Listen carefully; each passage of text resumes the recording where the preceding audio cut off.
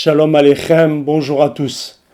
Avec la paracha de cette semaine, la paracha Teruma, va débuter une série de parachiotes qui vont traiter essentiellement de la construction du Mishkan, du tabernacle. Le tabernacle, c'est ce temple démontable qui a accompagné les Béné Israël dans le désert pendant 39 ans et qui, par la suite, lorsqu'ils sont rentrés en Eretz Kenaan, donc dans le pays d'Israël, a continué à fonctionner pendant encore environ 400 ans, et notamment pendant 369 ans dans la ville de Shiloh. Avec ces parachiotes, nous allons avoir énormément de détails quant à la construction, l'assemblage, l'élaboration de tous les kélim, tous les ustensiles, ainsi que du mobilier qui vont être nécessaires à l'usage et au fonctionnement du Mishkan, du tabernacle.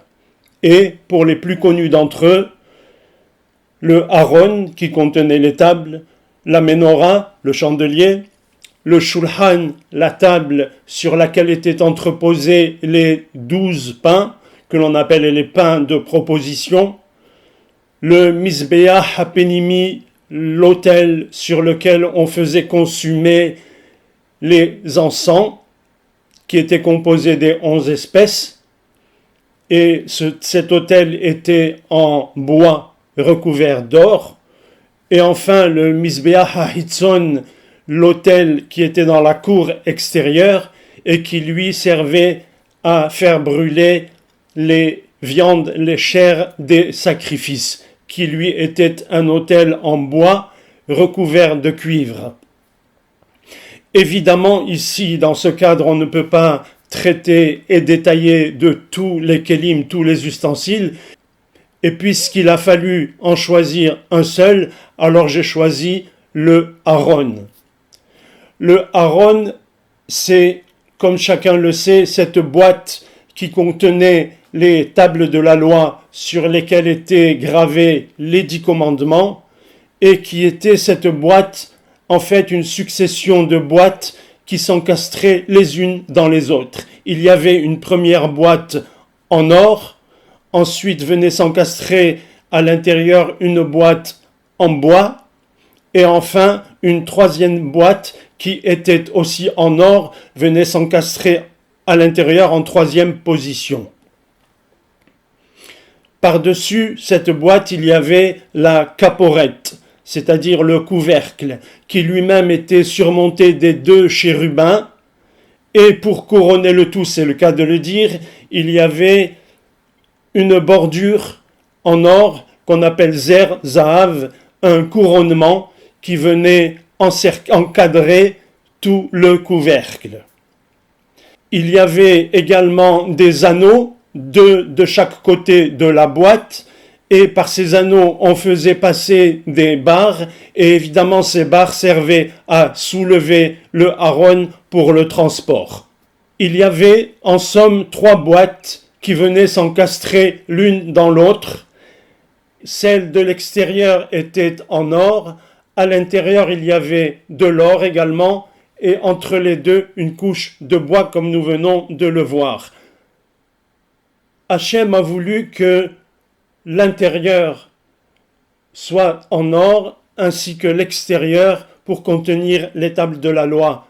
Qu'est-ce que l'intérieur? C'est Tocho. L'extérieur, c'est Baro. Tocho que Baro, comme dira la Gemara. Et notamment, Rabban Yohanan dira que la qualité essentielle que doit avoir un Talmid Hacham, c'est celle de Tocho que Baro.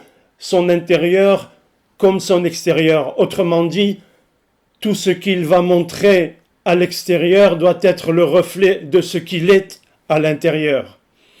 Il y a en hébreu une expression qui désigne exactement le contraire de celle-ci, de Tocho Kebaro, c'est Ehad Balev ve Ehad Bapé. Un dans le cœur, un dans la bouche. Autrement dit, c'est une personne dont le langage extérieur ne correspond pas à ce qu'elle est à l'intérieur. Autrement dit, c'est une personne qui ne dit pas ce qu'elle pense, ou une personne qui ne pense pas ce qu'elle dit. En français, cela s'appelle un hypocrite. Alors, quand nous parlons d'intériorité et d'extériorité, c'est un enseignement, un concept que l'on peut appliquer à plusieurs domaines. Et notamment, est-ce que l'action de l'homme correspond à son savoir, à sa pensée? Est-ce que je fais ce que je sais? Hélas, nous voyons souvent des personnes qui ont la connaissance des choses, mais qui n'appliquent pas ce qu'elles savent. C'est pourquoi l'expression Tocho Kebaro, c'est la définition même du Talmid Hacham. Il est Talmid, il apprend, Hacham, il est sage. Mais où réside sa sagesse? Toute sa sagesse réside dans le fait qu'il met en application ce qu'il apprend. Il est Talmid, il apprend, il est Hacham, il met en application ce qu'il a appris. Si un élève apprend, il est Talmid, et il ne met pas en application, alors il restera indéfiniment un Talmid, il ne sera jamais un Talmid Hacham. Mais ici, l'essentiel, c'est que nous faut-il pour posséder la Torah? À cette question, on a une réponse qui va nous être donnée par le bois qui se trouve entre ces deux couches d'or. Qu'est-ce que le bois vient faire entre deux couches d'or? Le bois, c'est quelque part l'intrus. L'or, c'est un métal précieux et le bois n'a pas la noblesse de l'or. Certes, il n'a pas la noblesse de l'or, mais il a une particularité que l'or ne possède pas. L'or est un métal précieux qui est immuable, il ne bouge pas, il ne change jamais. Et pour atteindre l'extériorité, il nous faut à l'intérieur quelque chose qui bouge. Le bois, on le sait, est un matériau qui travaille, qui bouge, qui vit. Et j'ai besoin de cette vie, de cet enthousiasme, de cette flamme qui va me pousser à vivre à l'extérieur ce que je suis à l'intérieur. Mais ce n'est pas toujours facile parce qu'il y a toujours les pressions extérieures. Il faut faire ceci, il faut faire cela, il ne faut pas faire comme ci, il faut faire mieux que cela. Et en fin de compte, entre ce que je sais et ce que je fais, souvent il y a un abîme. Non, te dit la Torah, il n'y a pas un abîme, il y a juste une épaisseur de bois. Et d'où vient ce bois? Pourquoi le bois? Le bois, ce sont ceux qui sont sortis d'Égypte, qui l'ont emporté avec eux.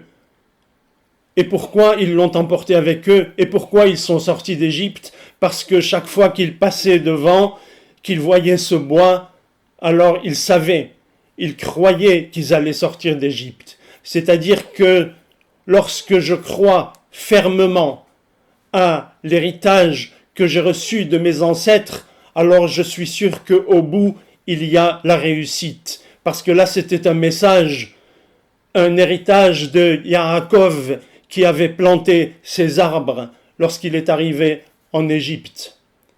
Si je suis conscient que je suis capable d'accomplir la promesse qui m'a été faite par mes ancêtres, alors je peux briller à l'extérieur. Ça, c'est le secret de l'Aaron à Kodesh. C'est le secret du juif qui contient en lui la Torah, mais qui ne sait pas toujours comment l'exprimer. Il faut savoir que tous les héritages que nous avons reçus de nos ancêtres, tous les enseignements que nous avons eus de nos sages et de nos maîtres sont là pour nous affirmer et continuer à croire, parce qu'un juif, c'est quelqu'un qui continue à croire en la délivrance finale qui viendra, bimhera beyamenu, amen ken yehi ratzon, Shabbat shalom, kol tuv lachem.